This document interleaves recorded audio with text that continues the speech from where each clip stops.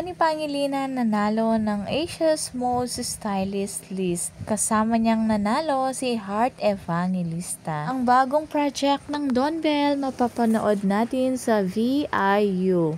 Kaya hindi imposible na si Miss Garlic Garcia, the overall head content of VIO Philippines, is both of friends with Donnie and Bell. She even said favorite niya ang dalawa. At nakakamiss nga ang Love is Colorblind ere ng dalawa.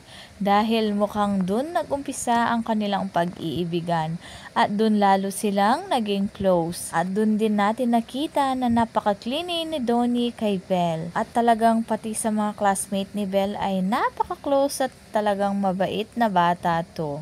At nagpasalamat pa nga ang kanyang kaklase sa motivate ni Bel Mariano sa kanya. Sino ba naman ang hindi mamomotivate kay Bel?